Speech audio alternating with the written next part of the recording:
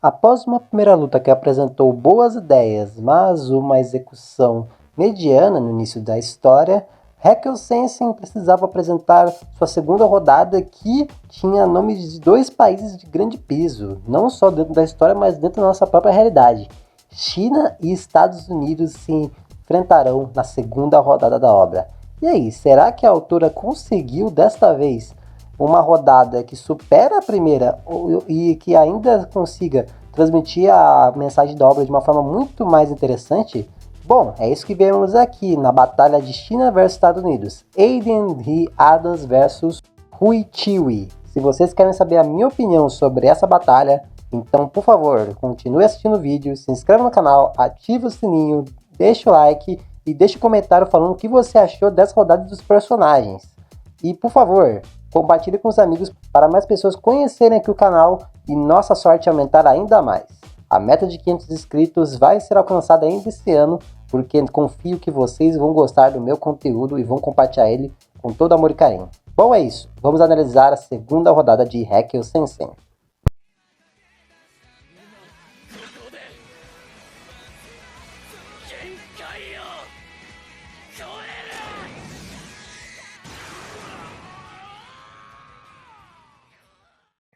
A segunda batalha de Hekkel Sensen começa no capítulo 7 e tem a sua finalização no capítulo 12, assim cobrindo o final do volume 2 e indo até o primeiro capítulo do volume 4. Nesse vídeo vamos analisar a rodada por completo, mas antes disso eu quero comentar sobre o capítulo de transição para essa rodada.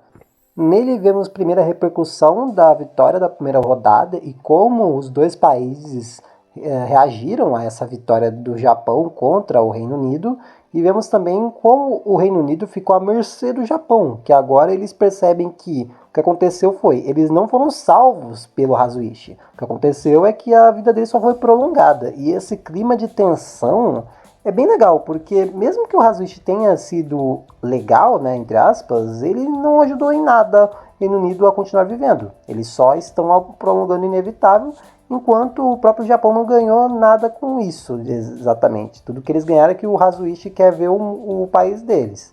Então é uma vitória que deixa até um pouco de gosto amargo, um pouco nos dois países, porque no final nada vai ser ganho pela própria vontade de ninguém. Eles não vão ganhar nada de realmente significativo. Somente o Hazuichi saiu ganhando. E por falar no Hazuichi, temos também que ele está sendo assombrado pelo Albi. Eu espero que isso seja explorado, esse sentimento de culpa dele pelo Albi ter morrido, mesmo que não seja culpa dele. Ver alguém que ele começou a se importar ser morto na sua frente e não conseguir fazer nada, com certeza vai assombrar ele. Eu espero que isso seja explorado. E o que também vai ser explorado, na verdade foi explorado nesse capítulo de transição, foi que o Albi, ele ajudava as pessoas com o dinheiro que ganhava por ser um herói representante do Reino Unido, ele dava o dinheiro para caridade. Ele nunca usou o dinheiro para benefício próprio, sempre ajudou a caridade, as pessoas mais necessitadas, mas ninguém nunca soube disso. Ele era tratado como uma arma e sempre foi tratado como uma arma e não se importou com isso. Porque a boa ação dele era o que bastava, ele não se importava se as pessoas viam ele como alguém bom ou não. Ele no fim estava bem com o que estava fazendo, ele só queria viver uma vida como a amiga dele queria na realidade.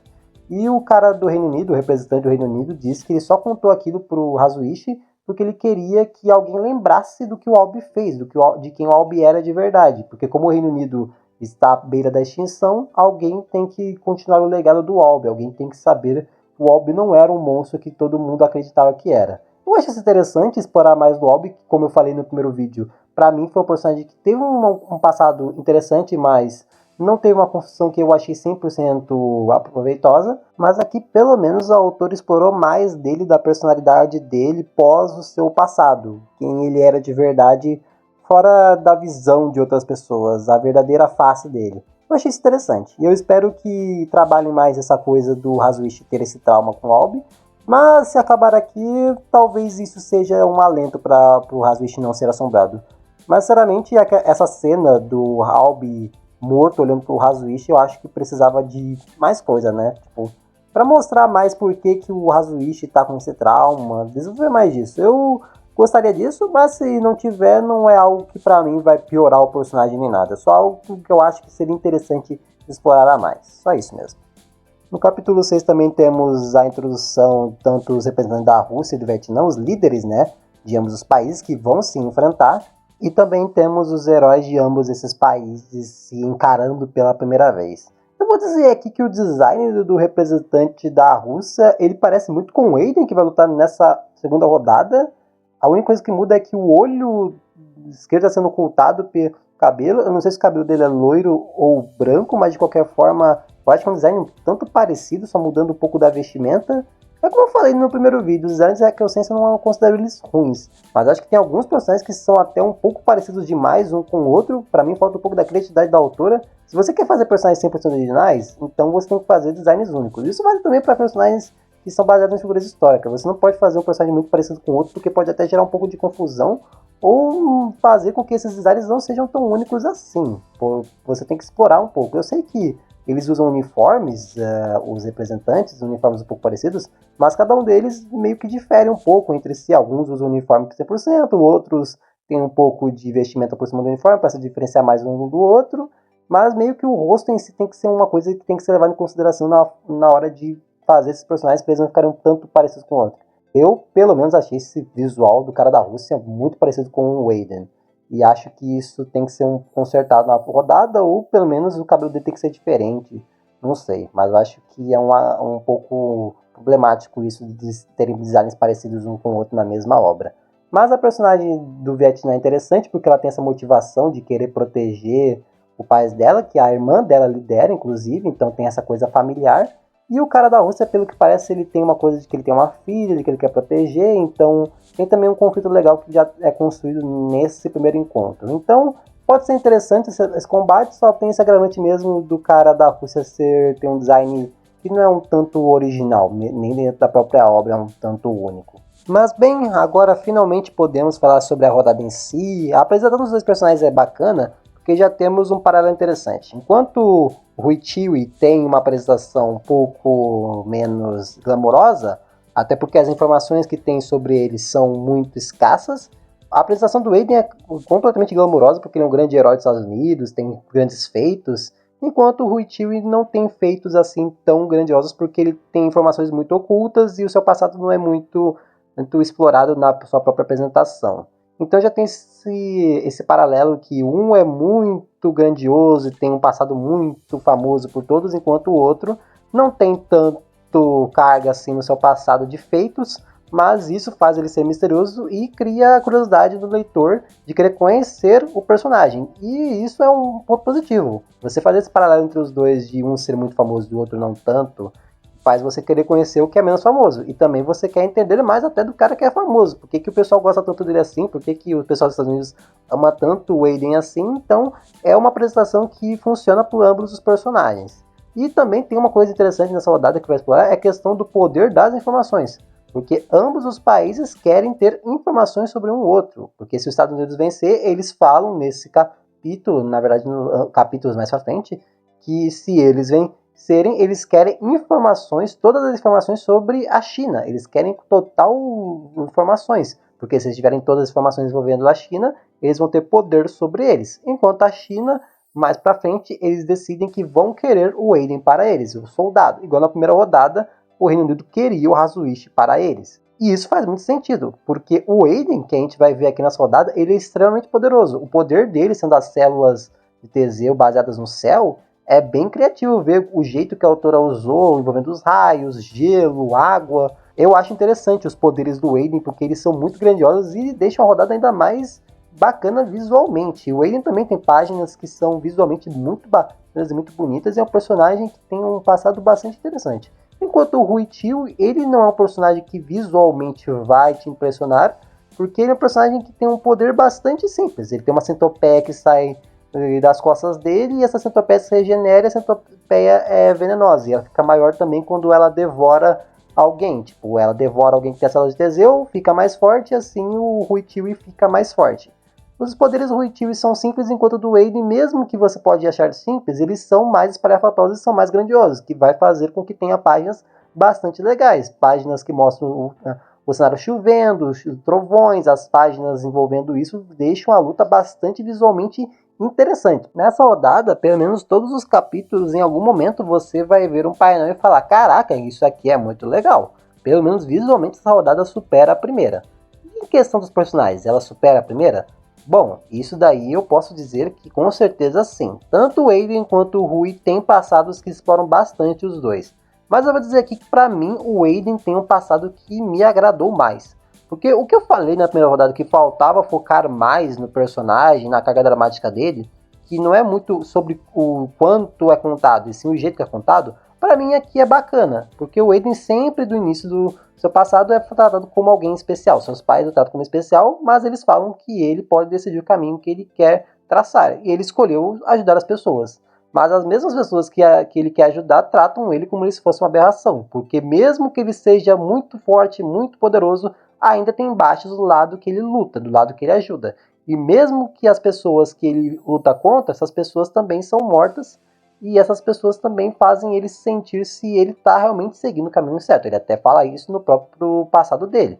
E nesse momento em que ele está se sentindo perdido, em que as próprias pessoas por quem ele luta criticam ele, surge alguém querendo ajudá-lo. O cara que ajuda ele, que quer ser amigo dele, tem diálogos interessantes com ele falando que ele conta as pessoas que ele mata para ele não esquecer elas. E ele transforma em números para que elas pelo menos fiquem na memória dele, para que seja mais simples. Porque se ele ficar pensando nas pessoas que foram prejudicadas por causa da morte das pessoas que ele mesmo assassinou, vai ainda deixar ainda mais maluco. O que para mim lembra bastante até o personagem do próprio Simo, que tem essa coisa envolvendo ele ser alguém que mata e conta as pessoas que ele mata, não por ele, para ele ser só números, mas porque isso faz ele lembrar das pessoas que ele mesmo tirou desse mundo, que isso é um pecado para ele, algo que ele carrega no peito com muita dor. E aqui o Aiden tem algo parecido. Então, para mim, que gosto do personagem do Simo, que eu já falei aqui no vídeo anterior, que vou deixar aqui, que porque eu gosto do personagem do Simo, para mim isso me faz até gostar do Aiden, mostrando essa coisa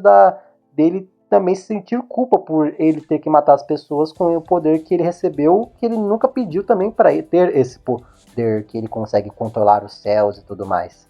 Mas tem diálogos interessantes envolvendo o amigo dele sobre Ícaro, que ele tentou ir para o céu porque ele quis conquistar o céu, que ele tentou ver mais, e não foi por arrogância, mas sim porque ele queria desafiar tudo e todos por querer descobrir mais, saltar para um novo horizonte. É um diálogo interessante, mostrando que o Aiden não é um monstro, ele é alguém que pode ser um desafiante, alguém que pode ser diferente de todos aqueles que estão ao redor dele, alguém que pode ser especial, e não tem problema nenhum nisso. Só que para mim, tem um plus a mais, quando a própria pessoa que vira amigo dele, no final de contas era um traidor que estava ali somente para ajudar ele próprio e a família dele, compartilhando informações sobre o Aiden e o resto de informações sobre os Estados Unidos. E quando tem essa revelação e o diálogo envolvendo isso, quando o próprio amigo dele decide matá-lo, e quando ele hesita e o Aiden revida, e ele diz que devia ter matado mesmo, e daí o Aiden finaliza ele mesmo vê que a própria pessoa que ele achava que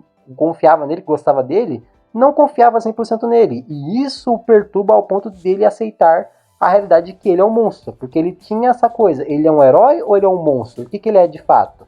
Então ele decide não escolher. Sim, tem uma cena dele apontando uma arma na sua cabeça, ele se vasca, né? Pra falar outra palavra aqui, né? Então ele decide atirar a própria vida. Mas ele morre como uma pessoa, como um herói, e ele volta como um monstro. Tem esse último painel do flashback dele, que mostra assim, como ele se transformou por completo após tentar se vascar. Então sim, é um passado que foca bastante de como o Aiden decidiu ser quem ele é hoje. Esse cara que, diante das câmeras, ele é um herói 100% bonzinho, mas na realidade ele se vê como um monstro que domina os céus. Os céus que ele mesmo diz que a humanidade teme os céus porque nada pode controlar os céus, porque os céus causam grandes tempestades, enchentes, raios, furacões, os céus controlam tudo. E mesmo que a humanidade pereça, o céu ainda vai continuar existindo. Então o Aiden molda aquilo que a humanidade mais teme. Então toda essa conexão do poder do Aiden com o seu passado, com a sua personalidade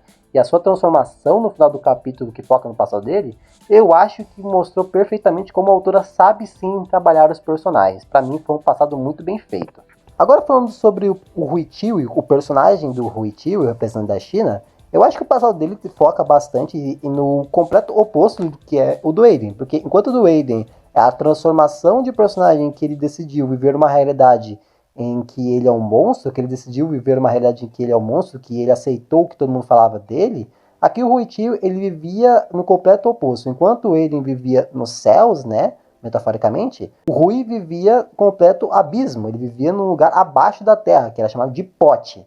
E nesse pote, ele tinha que viver uma vida completamente humilhante. Bom, eu tenho que falar aqui, né, decepar pessoas que estavam já fora desse mundo e assim vender. Quando uma pessoa chega na vida dele que tem um nome que significa centopeia, porque ela tem uma cicatriz centopeia, ele decide compartilhar uma vida com ela, porque ele antes vivia uma vida solitária e ele decidiu agora viver uma vida com ela em que ele possa confiar, gostar dela e crescer junto dela. Até mesmo fala que eles vão crescer juntos, né? Mas daí o Rui novamente vê a realidade daquele mundo em que ele vivia, que era o mundo real, né? Que as pessoas se devoram entre si. Que teve um dia que ele viu que a amiga dele, que ia ter uma mudança de vida dela, que ela ia poder ver uma vida um pouco melhor do que antes, ela foi destruída, ela foi vascada por causa de homens cruéis que fizeram mal para ela. Então, por causa disso, quando o Rui viu isso, que ela estava numa. Que o pessoal comenta no capítulo que ela estava numa situação pior, que até que é a de um porco morto, ele então decide ele mesmo cuidar dele. A cena é muito satisfatória, inclusive, dele matando o cara e assim também cuidando dos capangas de todo mundo. Então a mudança dele de pensamento não é uma mudança de pensamento, na verdade. Ele sabe, ele então enxerga, na verdade, que a realidade é essa.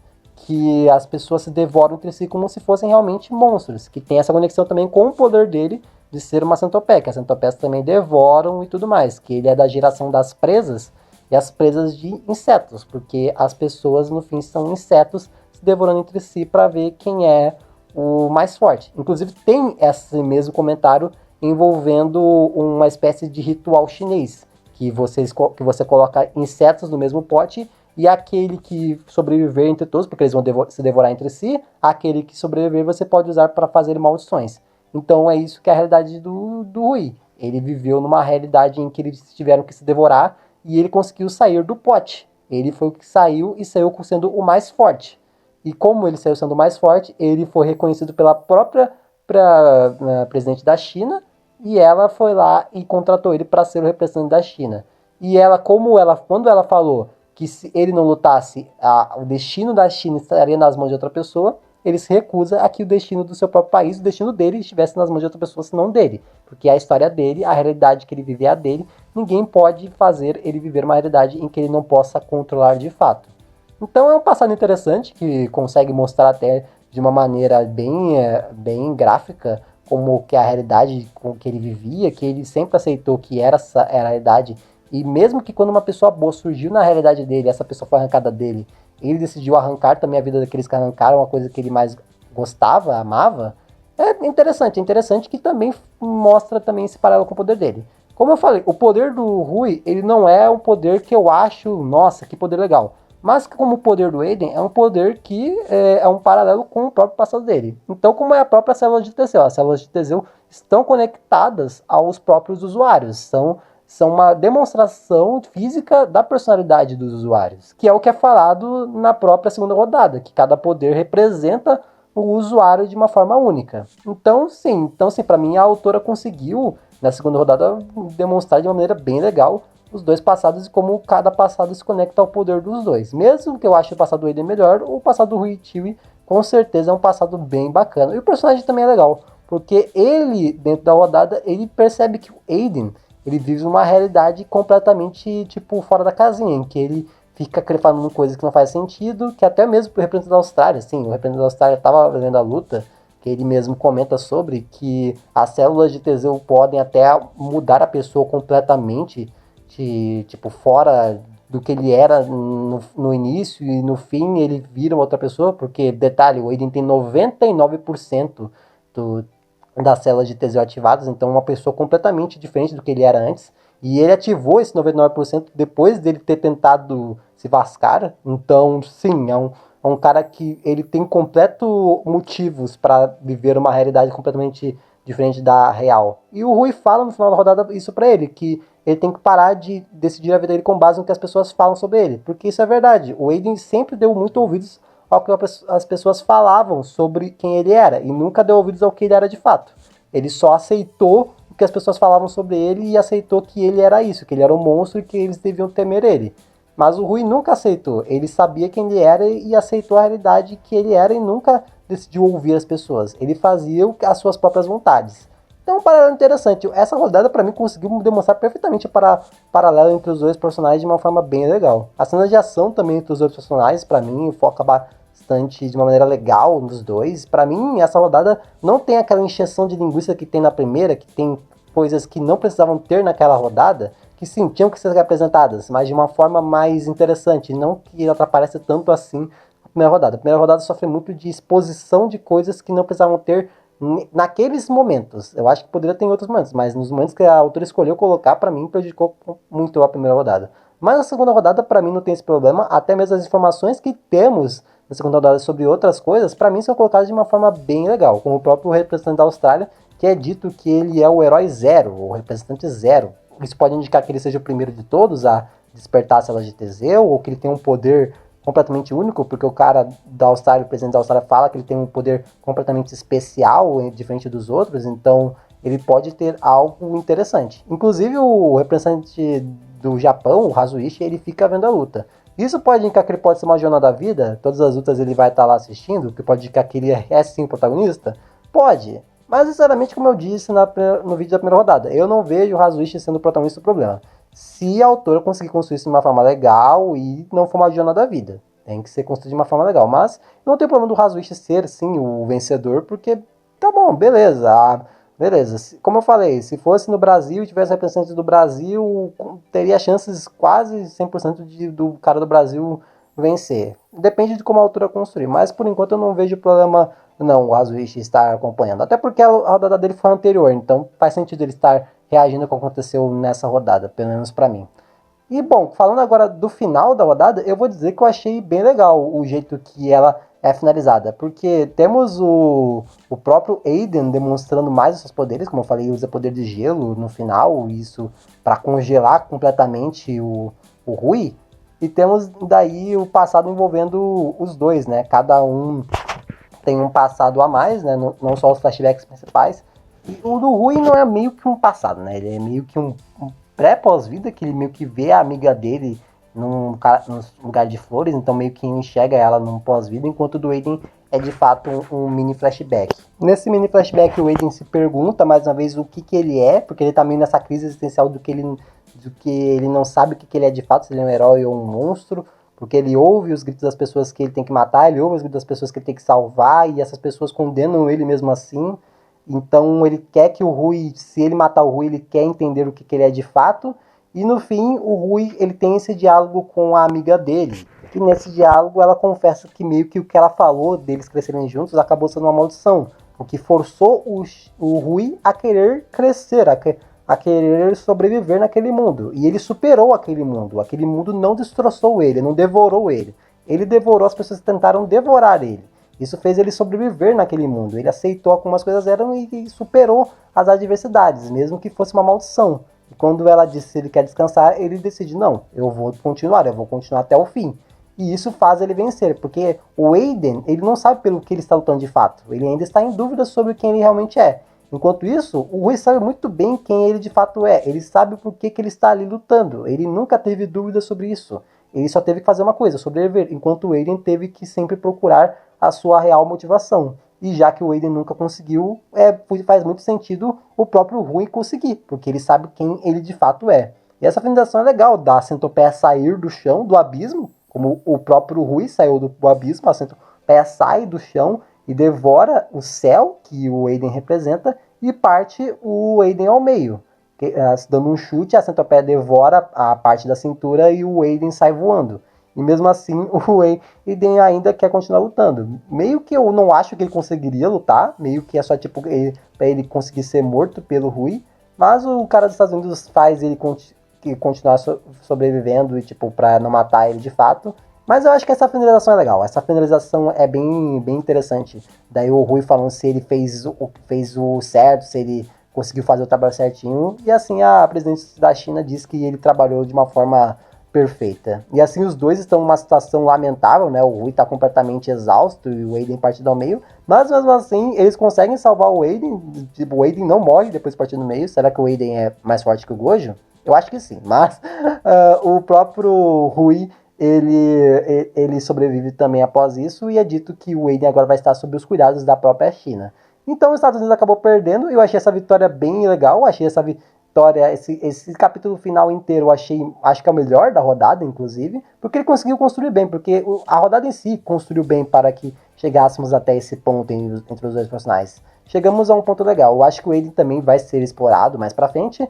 E o Rui também merece ser explorado mais, porque ele é um personagem interessante. Os dois personagens são interessantes. Cara, essa rodada, eu vou dizer, ela supera a primeira em todos os aspectos. Tipo, em questão de ação, personagens, passado, a dinâmica do capítulo. Cada capítulo é interessante, não tem nenhum capítulo chato. Eu acho que essa rodada merece, pra mim, pelo menos uma nota 9. Se você discordar de mim, deixa aqui nos comentários do porquê você discorda. Mas pra mim, uma rodada nota 9. Porque pra mim ela consegue focar no que tem que focar, e mesmo que tenha alguns problemas, como eu acho que tem algumas cenas de ação ainda confusas, como eu falei na primeira rodada, a autora ainda faz algumas cenas de ação confusas, mas tem páginas duplas lindas, e eu acho que o passado do Rui, como eu não gostei tanto, tira um pouco de ponto, por eu achar que poderia ter, sei lá, ter feito algo melhor com o tempo. Eu acho que tem algumas cenas que não precisava ter, de alguns personagens meio qualquer coisa no passado do Rui. Eu acho que o do Aiden conseguiu pelo menos focar 100% no que precisava focar no Aiden, e no Rui eu acho que não explorou 100%. Mas mesmo assim, não acho um passado ruim nem um pouco do Rui. Dito isso, pra mim, a segunda rodada de Haikyuu Sensei, China vs Estados Unidos, pra mim foi completamente incrível. Eu gostei muito dessa rodada. Pra mim foi uma rodada que, se você chegar aqui, eu acho que você vai continuar querendo ver Haikyuu Sensei sim. Por mais que tenha problemas questão da arte, da coreografia, que tenha uma coisa ou outra no passado de um dos personagens que você não possa gostar tanto, pra mim consegue sim apresentar bem ambos os personagens, uma rodada que tem uma dinâmica legal de combate, e eu acho que merece sim ser continuada. Uma última coisa, eu acho que os poderes do Aiden poderiam ter sido explorados ainda mais, eu acho. Sei lá, ele criar lâminas de gelo, criar um chão congelado, sei lá, baseado na água, porque os poderes são baseados em água, fazer uma chuva de gelo, sei lá, eu acho que poderia fazer várias coisas com o poder dele, que eu acho que a autora talvez não tenha pensado na hora que fez os poderes dele, porque os poderes deles é realmente muito grandioso, os poderes que o Aiden é capaz de fazer. Sei lá, raio misturado com gelo, um raio de gelo, não sei. Mas, sei lá, eu acho que os poderes do Aiden poderiam ser explorados ainda mais. Porque do jeito que foi, parece que ele só conseguia fazer aquilo, sendo que a base dos poderes dele eu acho que poderia ser explorada ainda mais. Porque 99% das células de Teseu, pô, 1% é tão agravante assim, se eles tivessem 1% no meio da luta, seria realmente tão diferente assim, ele poderia usar essas habilidades? Não sei, eu acho que a autora poderia ter mostrado mais. Mas como ele tá vivo, acredito que possa ser explorar em capítulos à frente mais os poderes do Aiden, assim como o próprio Rui também. Eu gostei dessa rodada, e eu gostei do jeito que essa rodada foi construída, mesmo que eu ache que tem uns potenciais, né, que foram um pouco desperdiçados. Mesmo assim, essa rodada pra mim sim merece uma nota 9. Se alguém quiser uma nota, sei lá, 8, 8,5, eu acho que faz sentido. Mas deve, sei lá, 6 eu não acho que faça sentido não. Mas é isso, galera. Espero que tenham gostado do vídeo. Se você quiser que eu continue falando de Haikyuu Sensei, deixa aqui nos comentários. E eu vou sim trazer um próximo vídeo, se esse vídeo der bom. Eu trago mais vídeo de Haikyuu Sensei aqui pro canal. E eu vou continuar comentando sim, conforme eu for avançando na obra. Mas bom, agradeço para todos que assistiram até aqui. Um trevo para todos vocês que chegaram aqui. Boa sorte a todos e tchau.